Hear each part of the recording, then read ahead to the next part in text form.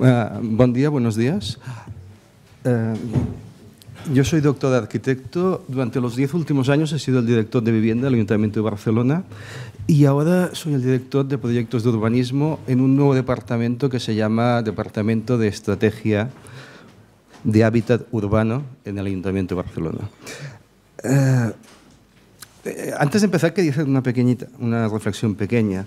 Frente a alguna visión que he oído pesimista, pero muy divertida esta mañana, yo creo, o creemos en el departamento donde estoy, que la crisis es un momento fantástico. Es verdad que los arquitectos nos hemos quedado sin trabajo, pero la crisis es un momento fantástico para repensar la ciudad con otros valores no exclusivamente económicos o no exclusivamente pensados desde el punto de vista de la construcción de edificios o la rehabilitación de edificios. El Ayuntamiento de Barcelona asume este reto de repensar la ciudad de manera distinta y ha creado desde hace poco tiempo un departamento que es la suma de distintos departamentos que trabajaban de maneras distintas en la ciudad. Aunque el trabajo que hacemos ahora y el que hacíamos hace 5 años tampoco es tan distinto. Este nuevo departamento engloba lo que antes era urbanismo, lo que antes era medio ambiente, lo que antes era vivienda y lo que antes eran las tecnologías de la información y la comunicación en un solo departamento con un único proyecto. Es decir, cualquier proyecto que hagamos desde el Departamento de Estrategias incluirá todos estos ámbitos. Y tan importante para nosotros será conectar a Wi-Fi un edificio de viviendas, como que el medio ambiente sea el correcto, como que la naturaleza llegue a la ciudad o como la rehabilitación de la vivienda. Entendemos que no podemos estar solamente pensando en rehabilitar exclusivamente los edificios. El trabajo sobre la ciudad es algo mucho más complejo. Bien, otra cuestión importante es que yo ya no os voy a hablar de barrios históricos, o sea, os voy a hablar de ciudad consolidada. Y la ciudad consolidada lo que tiene son barrios más o menos antiguos, pero toda la ciudad hecha hasta finales del siglo XX es una ciudad donde se puede intervenir y se debe intervenir de maneras muy parecidas. Por lo tanto, estamos hablando de ciudad consolidada. Esta ciudad consolidada tiene diferentes tejidos. Tejidos góticos, tejidos renacentistas, tejidos del 18, del 19, etc. Y tejidos construidos en la segunda mitad del siglo XX, frecuentemente hechos a través de polígonos y polígonos que habitualmente tienen una bajísima calidad arquitectónica y potenciales buenos de espacio público, pero que no han sido desarrollados. Estos tejidos, que aquí veis grafiados algunos en la ciudad de Barcelona, frecuentemente, además de bajísima calidad arquitectónica, tienen bajísima calidad constructiva y tienen serios problemas sociales. Bien. Sobre la ciudad hay un programa amplio de rehabilitación, de regeneración, que nosotros lo dividimos en dos partes: rehabilitación o remodelación. ¿Cuándo rehabilitamos? Cuando económicamente es factible rehabilitar, pero también rehabilitamos cuando la vivienda que vamos a rehabilitar tiene las condiciones necesarias para ser una vivienda contemporánea. En el caso de la ciudad de Barcelona, la vivienda mínima está en 40 metros, es decir, es una vivienda superior a la que tenéis aquí, en dimensión. No en condición, pero en dimensión sí que lo sería. Otra cuestión sería que solo rehabilitamos si realmente tiene valor el tejido sobre el que estamos rehabilitando, si no preferimos hacer otro tipo de actuaciones. Bien, ¿cuándo se detectó un problema en la ciudad de Barcelona sobre los polígonos? En el año 90, después de unas lluvias torrenciales, que pasó exactamente esto. Es decir, que se hundió el techo, que hundió otro techo y hundió otro techo y mató a varias personas. Esto se produjo en un polígono residencial construido en los años 50, donde se había utilizado un cemento especial que se llama cemento luminoso, que es un cemento que en el momento que fragua de manera fantástica y muy rápido, pero en el momento que se humedece se vuelve polvo. Y había una sobrecarga en el tejado de esta vivienda, de tal manera que en el momento que llovió y por los años que habían pasado, se hundió el tejado y hundió toda la vivienda arrastrando. Bien, este problema del cemento aluminoso se daba en la mayoría de polígonos construidos en los años 50, 60 y casi 70 de la ciudad y afectaba a unas 25.000 familias, es decir, estaríamos hablando casi entre 80 a 100.000 personas. 100.000 personas que además tenían dificultades económicas serias ya en ese momento, en los años 90, no hoy, y eran polígonos que había construido la administración, pero que mayoritariamente habían sido luego vendidos, por lo tanto eran viviendas privadas sobre polígonos de inicio público. Lo que se hizo básicamente es empezar a actuar sobre estas viviendas con dos programas, el programa de rehabilitación y el programa de remodelación. Rehabilitábamos siempre y cuando fuera posible y remodelábamos cuando la rehabilitación, según nuestros criterios, era posible.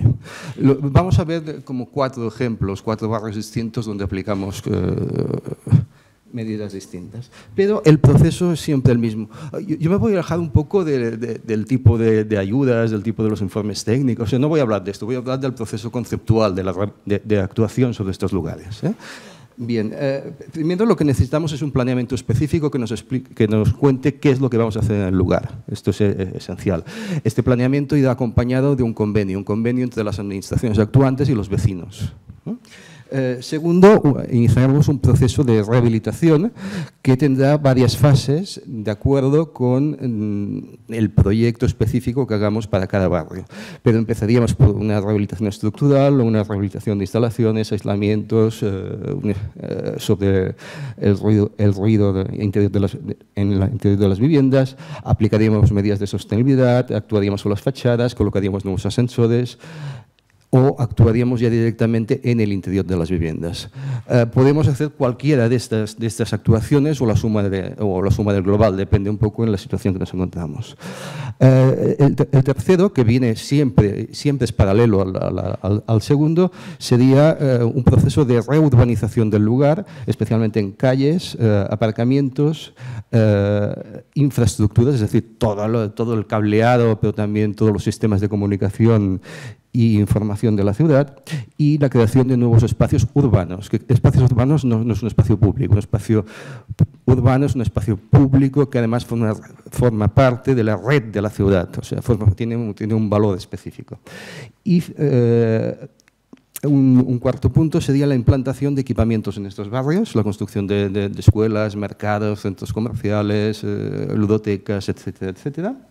Y finalmente la inserción en estos lugares de nuevas viviendas. En este caso sí que estamos hablando ya de arquitectura nueva, porque creemos que es fundamental que cualquier proceso de remodelación lo que haga es que además de que la gente que vive en el lugar viva mejor, haya incorporación de nuevos vecinos al lugar para generar nuevas actividades sociales y una nueva dinámica en el barrio.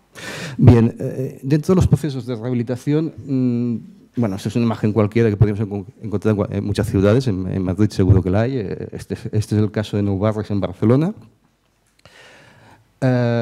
Este es un ejemplo, este es el barrio de Porta y el barrio de Cañellas. Y fijaros que lo que aquí estamos indicando es la mejora, o estamos dibujando, es el espacio público. ¿Por qué? Porque creemos que sin la mejora del espacio público es inútil empezar a rehabilitar viviendas o edificios. Creemos que lo esencial es rehabilitar primero el espacio, digamos, el más democrático, el lugar de reunión, el lugar donde se mueve la gente, el lugar donde la gente llega, etc. Evidentemente, esta rehabilitación del espacio público irá acompañada de la rehabilitación de los edificios en los casos más necesitados. ¿Y por qué? Porque además hay un convenio de rehabilitación propia sobre los edificios. Bien. Aquí vamos viendo diferentes imágenes de estos tratamientos de espacio público. Fijaros que hemos eliminado siempre que ha sido posible el vehículo. Son espacios públicos peatonales o semi-peatonales, donde evidentemente hay accesos a vehículos privados cuando hay parkings o vehículos de emergencias o bomberos, etcétera. Se ha ordenado el aparcamiento, esto es fundamental, solo se puede aparcar en algunos lugares de la ciudad, se han creado aparcamientos subterráneos comunitarios en todos esos lugares y frecuentemente estos aparcamientos subterráneos están colocados solo en los accesos a los barrios, de tal manera que tú dejes el coche y luego andando llegues a tu casa. Cuando no ha sido posible, hemos restringido el espacio dedicado al tránsito del vehículo en la calle, es decir, hemos reducido los carriles de circulación, construyendo parkings o carriles bici, nuevos aparcamientos, hemos plantado nueva vegetación Y creemos que todo esto es tan fundamental como el actuar sobre el edificio, porque una cuestión que pasaba en estos polígonos de vivienda, que están en el centro mismo de la ciudad de Barcelona, no están alejados, es la calidad ambiental. Sin una buena calidad ambiental, la gente no quiere vivir. Ya, la vivienda seguirá siendo pequeña, la vamos a hacer mejor, la vamos a rehabilitar, pero seguirá siendo una vivienda pequeña y con unas condiciones que no serán las que nos gustaría vivir a nosotros, pero si la calidad ambiental del lugar mejora la calidad del conjunto. Evidentemente también hemos colocado o hemos instalado sensores. En la mayoría de estos lugares estos sensores ocupan espacio público, por lo tanto hemos hecho una excepción en la normativa urbanística para ocupar espacio público para usos privativos. Estos sensores van colocados en fachada habitualmente, son muy difíciles de instalar porque a veces resulta que tienes que entrar por las cocinas o por lugares donde no deberías entrar habitualmente en la vivienda. Pero bueno, hemos hecho proyectos específicos y hemos estudiado en cada bloque por donde sería mejor poder actuar, ¿no?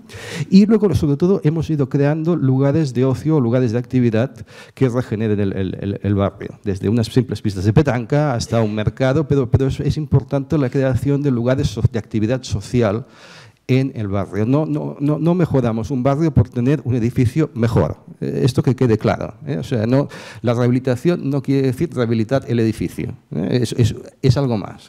Hemos creado estos puntos o focos de interés dentro del barrio, por lo tanto hay programas sociales muy aplicados en cualquier actuación de este tipo.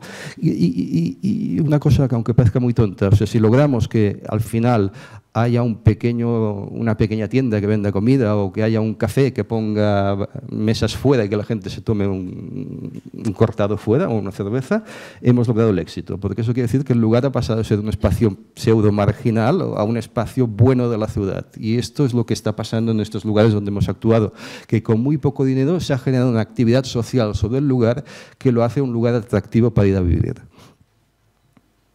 Bien, aquí tenemos otro ejemplo de rehabilitación. Esto es el barrio sur del Besós, construido en los años 70. Lo mismo, primero hay un planeamiento urbanístico que dice qué edificios se van a rehabilitar, cuáles se pueden rehabilitar, cuáles se deben derribar en este caso, porque hay algunos edificios que están en muy mal estado constructivo y se deben rehabilitar, se deben derribar y reconstruir de nuevos, pero también se marca como fase muy interesante y primera, pues el espacio público. Aquí, por ejemplo, se ha hecho una labor de colocar muchísimas instalaciones subterráneas, además del cableado, gas, teléfonos, electricidad, fibra óptica.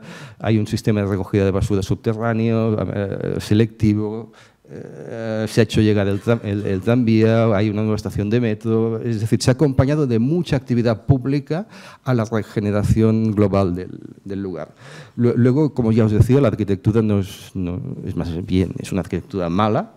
En este caso se ha podido rehabilitar haciendo un esfuerzo estructural muy importante, unos edificios que se abrían, se han tenido que colocar tensores para poderlos volver a juntar, pero además de esto se han aplicado muchas medidas de sostenibilidad nuevas, nuevas no, pero quiero decir nuevas sobre este polígono, desde placas solares, hay una planta mini eólica, hay una planta de compostaje, casi medio barrio ya tiene agua caliente centralizada que viene desde una central térmica que se aprovecha el calor y nos lleva el agua caliente que utilizamos, que se puede utilizar para la calefacción o simplemente para lavarnos las manos. Hay una normativa especial para las antenas parabólicas, etcétera. O sea, hay muchas medidas, además de la pura medida de rehabilitación del edificio. Volvemos un poco lo mismo, la calle se ha reducido el espacio para el vehículo, se ha ordenado el aparcamiento, han aparecido grandes espacios públicos nuevos,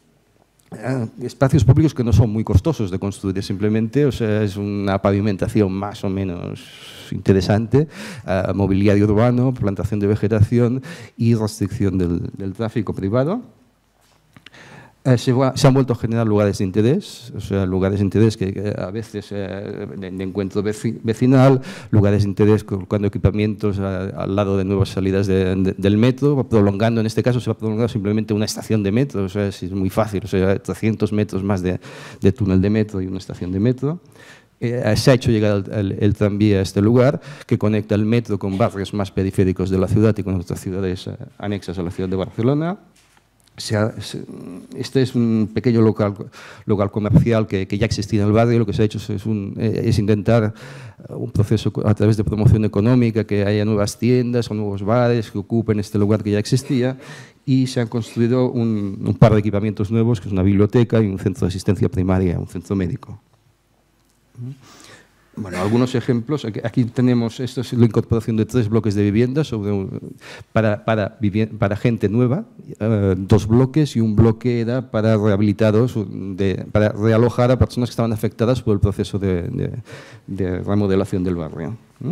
Y luego hemos hecho un proyecto anexo a este lugar donde hemos construido 9 pequeños bloques. Cada bloque tiene 20 viviendas. Bueno, hay 3 bloques de 40 viviendas y 6 bloques de 20 viviendas, que son bloques autosuficientes. Este conjunto de 9 bloques se produce una energía eléctrica completamente, se reciclan todas las aguas grises, se aprovechan las aguas de lluvia, no están conectados a la red de gas de la ciudad porque no la necesitan. Hay parkings comunes, hay unos aislamientos. O sea, cada bloque tiene un proyecto específico, un arquitecto específico, pero hay una serie de medidas utilizadas en el conjunto. Además, esto se hizo haciendo un concurso para arquitectos jóvenes, de tal manera que arquitectos que nunca habían trabajado se les daba la oportunidad de construir un pequeño bloque, dándole una serie de características comunes a aplicar, incluso en materiales que no fueran contaminantes, pinturas que tampoco contaminaran, toda la construcción ha sido reciclada, es decir, que todo el material sobrante de la construcción ha sido reciclado y se ha utilizado para otras cosas, etcétera, etcétera. Bien, remodelación. La remodelación se aplica cuando la rehabilitación en algunos casos es muy difícil o es prácticamente imposible. Por ejemplo, en este barrio es el barrio del Bon Pastor, es un lugar donde hay viviendas que tienen unos 25 metros cuadrados, viviendas en planta baja, que pues sí que son como muy típicas porque casi podrían ser de un pequeño pueblo cercano a Barcelona, pero viviendas que además estaban al lado del río Besós, que habían sufrido unas inundaciones muy importantes en los años 50 y otras inundaciones en los años 60. Son viviendas que no tienen cimentación, que se aguantan porque son de planta baja y que muchas de ellas estaban sobreocupadas, además de ser infraviviendas, y además estaban ocupadas por familias digamos, de clase social muy baja con un desempleo que supera el 50% concretamente en este lugar. Bien, aquí se ha hecho un proceso de remodelación casi total del barrio, derribando las viviendas y construyendo unos bloques de nuevo, basado en la construcción de espacio público y la creación de equipamientos. Se ha construido una escuela nueva, bueno, 2 escuelas nuevas, o sea, 3, perdón, una escuela para niños de 0 a 3 años, una para 3 a 12 años y una de 12 a 17 años. Se han construido diversos espacios públicos, un centro médico, una biblioteca, un polideportivo, y luego se ha empezado un proceso de sustitución de estas viviendas por nuevos bloques, evitando el traslado temporal de las familias. O sea, las familias van de la vivienda antigua a la vivienda nueva. Por lo tanto, las primeras actuaciones se han hecho sobre espacios vacíos que había en el barrio, que eran el espacio público, que luego se ha recuperado.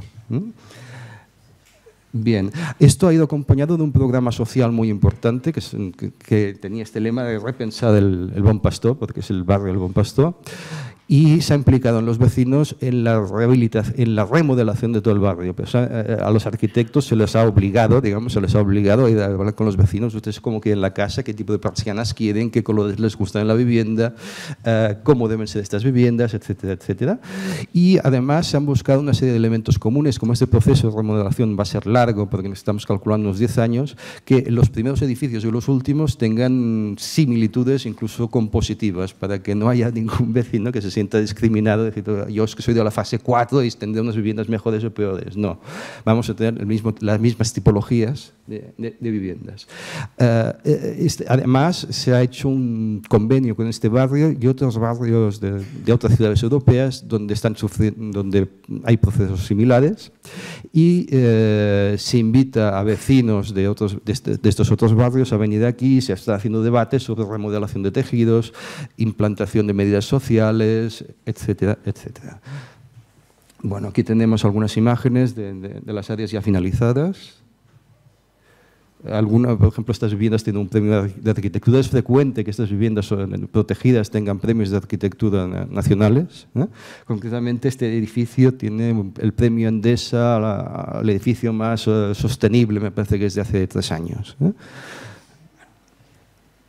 Bien, otro proceso de remodelación es en este barrio que se llama La Trinitat Nova, en el norte de Barcelona. Vuelve a pasar lo mismo, nos encontramos con unos bloques construidos en los años 50, 60. Aquí tenían unos procesos de patologías constructivas que los hacían prácticamente imposibles de rehabilitar. Concretamente tenían aluminosis y carbonatosis. Yo no soy un especialista en estos temas, pero viene a decir que el edificio es un día solo. O sea, la gente que aún vive en estas viviendas viven con puntales en su casa, por lo tanto se ha iniciado un proceso de derribo de las viviendas y traslado de esta gente a viviendas nuevas, planeamiento con las mismas ideas, planeamiento con espacio público, equipamientos, llegada del transporte público a este lugar, etcétera. Bueno, además, aquí se ha pretendido que este barrio sea el primer ecobarrio de Barcelona, por lo tanto, la remodelación lleva una serie de medidas de sostenibilidad aplicables sobre todo el tejido. Volvemos a encontrarnos. Esta es la primera fase, es un proyecto de un arquitecto que se llama Manuel Ruiz Sánchez, que seguro que conocéis, o si no, hay mucha bibliografía suya que podéis encontrar en la biblioteca. Vuelve a ser otro proyecto premiado, en este caso por la arquitectura y también por las medidas de sostenibilidad. Se intenta que cada bloque sea autosuficiente, pero además que el conjunto del barrio sea autosuficiente una vez finalizado. Hay medidas de ahorro energético, hay la construcción de huertos urbanos, toda la vegetación se riega. Sí, acabaré antes de 5 minutos. Toda la vegetación se riega con aguas que vienen de la montaña, etcétera. Aquí vemos, por ejemplo, un polo de interés que es la llegada del metro. Alrededor del metro se ha construido un centro social para la gente del barrio. Se ha construido la primera escuela de circo de Barcelona también en este lugar, lo que hace que haya gente de la ciudad que va a este lugar que nunca iría. Y por ejemplo, se ha rehabilitado, esta es la antigua Casa del Agua. La antigua Casa del Agua era donde estaban la primera bomba que daba presión a la ciudad de Barcelona. Hoy es un centro de estudios sobre cómo el agua ha ido modificando las ciudades, y se han construido una serie de huertos urbanos que se sortean entre los vecinos que quieren tener un huerto de este lugar. Bien. Y luego estamos aplicando en esos procesos de remodelación lo que nosotros llamamos los smart concepts, pero que yo no me gusta utilizar esta palabra, aunque es lo oficial. Yo diría como los nuevos conceptos de hábitat urbano o los conceptos de inteligencia de hábitat urbano en toda la ciudad y en todos estos polígonos. Y si nos alejamos de las cuestiones más tecnológicas, yo diría que cualquier proyecto que hagamos en polígonos de rehabilitación o remodelación, o cualquier proyecto que hagamos sobre la ciudad, debe tener 4 ideas básicas. La primera es tener en cuenta que vamos a actuar sobre un lugar donde hay cultura urbana, es decir, donde hay gente y gente que vive en sociedad. Y además estamos actuando sobre un espacio consolidado. Este espacio consolidado puede ser gótico o puede ser del siglo XX. Poco me va a importar. Es un espacio donde debe haber un equilibrio ecológico entre la edificación y el territorio. Ya en el territorio más próximo, no sobre el global del territorio. Y es un espacio donde se debe incorporar a través de infraestructuras todas aquellas nuevas tecnologías de la información, comunicación y las infraestructuras existentes en cualquier lugar de la ciudad. Bien, y además va a ser un lugar que deberá estar conectado con el transporte público, con las redes de transporte público de la ciudad. Si aplicamos estos 4 principios, que son principios bastante lógicos, y desplegamos dentro de estos principios todas las cuestiones más técnicas y filosóficas, tendremos un buen proyecto urbano en la ciudad. Bien, muchas gracias.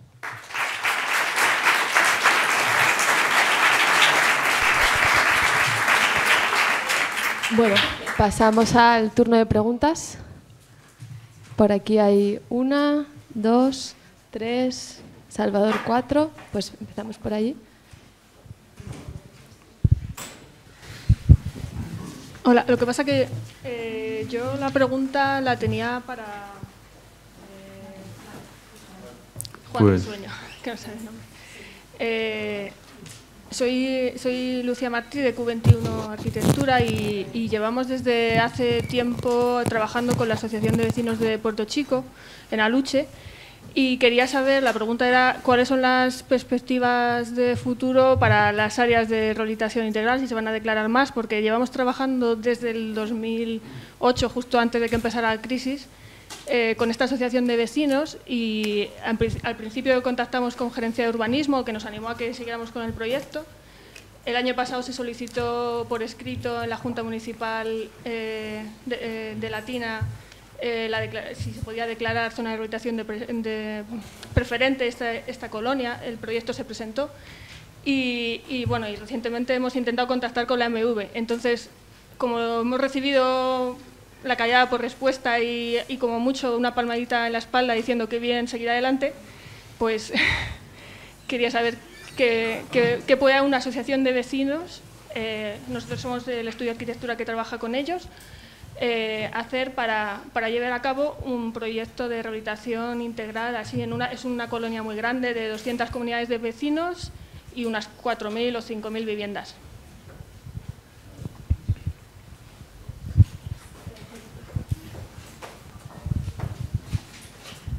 Bueno, no sé si te puedo animar mucho. La situación de las áreas es la que he contado ahí. Solo el año que viene está abierta Ciudad de Los Ángeles, seguramente, ¿no? En su momento están también declaradas 3 áreas periféricas: Manoteras, Colonia Urpisa y San Nicolás de Chavaleta, y hay 4 que están propuestas a la comunidad que no están declaradas. Las áreas de rehabilitación hasta ahora era gestión de las 3 administraciones: Ministerio, Comunidad, Ayuntamiento. La comunidad ahora mismo no sé si está por la labor de seguir dando ayudas a la rehabilitación. Yo creo que la rehabilitación sin ayudas no funciona, yo creo que es imposible que funcione. ¿Qué te puedo decir? Te puedo decir, moveros mucho. Es decir, los ejemplos de las áreas periféricas de ahí eran 3 áreas que tenían necesidades urgentes de actuación en algún caso, asociaciones de vecinos fuertes que se han movido y bueno, encontrar el momento adecuado para encontrar la salida. En julio del 2012 de este año se ha aprobado la ordenanza de las bases reguladoras de ayudas públicas en el Ayuntamiento de Madrid. Ahí hemos participado también la AMEU, ahí se recoge la opción de rehabilitación, medidas de subvención a la rehabilitación y a la conservación de edificios, y es suficientemente flexible como para poder permitir actuar tanto en áreas de rehabilitación como en rehabilitación dispersa o por ITE más sostenibilidad, etcétera. No te puedo decir más que eso. Tampoco sabemos nosotros exactamente el año que viene qué pasa con la rehabilitación, pero yo creo que algo tiene que seguir. Es decir, si no hay rehabilitación, no sé qué pueda haber en el sector de la construcción, ¿no? A ver si os pido brevedad con las preguntas porque no vamos tampoco bien de tiempo. Bueno, la verdad es que yo sí que quería insistir sobre esto, sobre todo de cara al nuevo Plan General de Madrid, porque bueno, hay que tener en cuenta que los 2/3 de la ciudad son norma zonal 3 y 4, que se traduce en bloques abiertos y que sufren de los años 50-60, que sufren un grado de deterioro urbano brutal.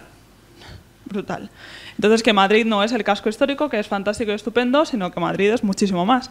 Y en raíz de esto me gustaría lanzar la pregunta si quizás proyectos como lo que acaba de comentar el ponente del Ayuntamiento de Barcelona sobre digamos, quizás labores de acupuntura sobre un equipamiento estratégico en diferentes barrios. Quiero decir, si la regeneración urbana de zonas periféricas podría verse relanzada con ponerlos en relación con todo el contexto de la ciudad.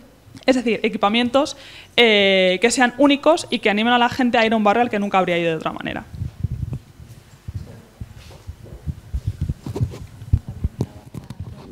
A ver, no sé quién tiene que responder. A ver, la estrategia de Barcelona es doble, digamos. Primero hay los equipamientos y el espacio público necesarios para que la gente que vive en este lugar viva bien. Y en algunos casos sí que hay un plan de equipamientos especiales que son de ciudad. Por ejemplo, en este caso que he enseñado de la Trinitat Nova, los huertos urbanos, la recuperación de la antigua Casa de las Aguas y demás, sí que es un punto de atracción especial, que además es del Museo de Historia de la Ciudad, que hace que se desplacen estudiantes o de GB, o de primaria, a estos lugares.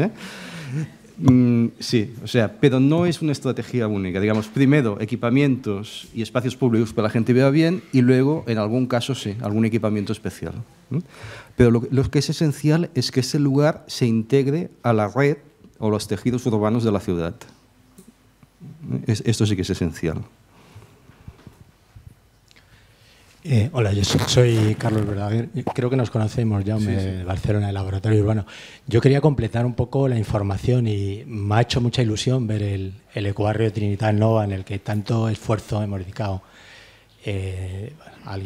personas de aquí, pero me he sentido un poco decepcionado que no hicieras hincapié en el hecho de que es un barrio pionero en el ámbito de la participación ciudadana. Quiero recordar que todo el proceso que empieza con la remodelación, que se remonta al año 96, fue impulsado, o sea, el gran impulso que ha llevado, yo creo que a los resultados que tiene ahora fueron debidos a un proceso de lo que se llama bottom-up, de participación ciudadana desde la asociación de vecinos. Y recordar que además es un proceso pionero en el sentido que es anterior a la ley de barrios, anterior a la nueva ley de urbanismo, en que incorpora de forma decidida la participación. Yo creo precisamente si coincidimos algo en el proceso este laboratorio urbano de Barcelona, en el que se analizó en la práctica cómo habían funcionado estos procesos de participación. Y además yo creo que también es un proceso pionero en el sentido de que se ha convertido en una referencia, pasó a formar parte del proyecto EcoCity, es el proyecto que aparece en los manuales para el diseño de ecociudades en Europa, es el proyecto que representa de alguna manera a España. Y yo creo que en gran parte los resultados son eso. Yo creo que la historia sería interesante hacer hincapié en el hecho de que los planes que había de principio para este barrio eran muy diferentes de lo que ha sido la realidad. Y recordar que el primer plano de remodelación que se hizo para el barrio de Trinitat Nova fue llamado por los propios vecinos Alcatraz. Si tú recuerdas, eran unos bloques lineales en paralelo sin tener en cuenta ninguna en absoluto ni la orografía ni las necesidades de los vecinos. Y en ese sentido yo quería reivindicar de nuevo como proceso pionero de urbanismo participativo en España el caso del ecobarrio de Trinitat Nova. No, completamente de acuerdo, ¿eh? O sea, lo que pasa es que con 20 minutos se tiene que cortar tanto que más de la mitad de las cosas no las he dicho, pero sí, es así. De todas maneras, una cosa, el primer proyecto sale de un concurso abierto de arquitectos que además dirigió el Colegio de Arquitectos. O sea, que no siempre los concursos dan buenos resultados, ¿eh? Felicidades, Jaume, por la ponencia. Me parece absolutamente acertado y creo que además ha estado ya también presente esta consideración en intervenciones anteriores de considerar la rehabilitación extendida a la ciudad compacta, que es la ciudad entera, y sobre todo por lo que tiene de abordar un tema difícil, que es abordar la ciudad moderna, la ciudad que hemos construido, la ciudad histórica. De alguna manera ya había una metodología conocida para poderla para cómo abordarla, ¿no? Hemos hecho siempre, evidentemente, hincapié en las urgencias. Las urgencias son del tipo técnico, como hemos visto, de tipo social y de tipo asistencial, ¿no? Pero una de las cosas que quedan muy claras en los ejemplos que has puesto y en otros anteriores, en otras ponencias, es cómo es la inclusión de elementos centrales en barrios periféricos, entendiendo por periferia lo que está muy cerca del centro. Es decir, porque es que eso verdaderamente estimula el orgullo y el vínculo del habitante con su propio barrio. Y un aspecto que nunca tocamos, quizá porque nos parezca de un cierto diletantismo, pero yo creo que es absolutamente esencial, y esa voluntad está presente en esas intervenciones, que es una voluntad de artisticidad, si es que se puede decir así. Es decir, eso es el resultado, que se ve claramente, de mirar la ciudad moderna con otros ojos. Es decir, parece que la artisticidad, pequeño dichoso vocablo, parece que es un monopolio hoy de la centralidad histórica, ¿verdad? Entonces, realmente podremos considerar la ciudad verdaderamente culta, como un hecho cultural absoluto, desde el momento en que derramemos una mirada artística también sobre la ciudad moderna. El día que digamos, vamos a ir a Barcelona, a Madrid, a Sevilla, lo que sea, no solamente para ver sus iconos, inveterados iconos artísticos de la centralidad, sino que veamos también la artisticidad precisamente en esos barrios de esa periferia, que es en definitiva lo que al final establece el vínculo más estrecho del habitante con su propio hábitat, ¿no? Otra vez completamente de acuerdo. O sea, es que, a ver, la ciudad no es el tejido histórico. La ciudad, bueno, el tejido histórico es toda la ciudad. Lo que sí pasa es que hay medidas distintas de rehabilitación, o regeneración o remodelación, como le queráis llamar, depende en cada punto, en cada barrio de la ciudad. Y este vocablo que utilizabas, que yo no sabría decir porque me cuesta mucho, es que no digo la letra R y no puedo decir artisticidad bien dicho. Bien, pues sí, es un vocablo idóneo. Es decir, cualquier lugar de la ciudad debe tener las mismas posibilidades que el centro histórico. Y es verdad que el centro histórico todos más o menos sabemos cómo rehabilitarlo. Es una cuestión de dinero. Digamos, rehabilitar un tejido gótico es una cuestión de dinero. Bueno, gótico, del 18. Debemos pensar que la ciudad es completa, es única, es un único ente y tenemos que actuar sobre ese único ente. Otra cosa. Y luego hay una cuestión técnica que supongo que ahora ya está superada, pero yo me acuerdo cuando entré en el departamento de director, lo primero que me sorprendió es que Barcelona tuviera 7 ADIs distintos. Y eso hacía que las ayudas que nos llegaban del Ministerio, con lo que la Generalitat y demás, fueran pocas y además se repartieran en 7 puntos de la ciudad. Y yo estuve durante 6 años peleándome, primero con la gente de Barcelona, luego con la gente de Cataluña y luego con el Ministerio, para que Barcelona tuviera un único ADI discontinuo. De tal manera que al fin logramos que toda la ciudad, no el barrio gótico, ni el barrio de Gracia, sino toda la ciudad de Barcelona, el global de toda la ciudad, fuera un área de rehabilitación integral discontinua. De tal manera que nos llegan ahora... Bueno, ahora no llegan, pero suponiendo que llegasen dineros, pues en el momento que llega el dinero, el presupuesto, se puede invertir en el proyecto que queramos de rehabilitación de la ciudad, porque es un único ADI discontinuo. Y esta discontinuidad vendrá determinada por el momento, el proceso, el plan, etc. Eso es un truco a la ley que nos va bien.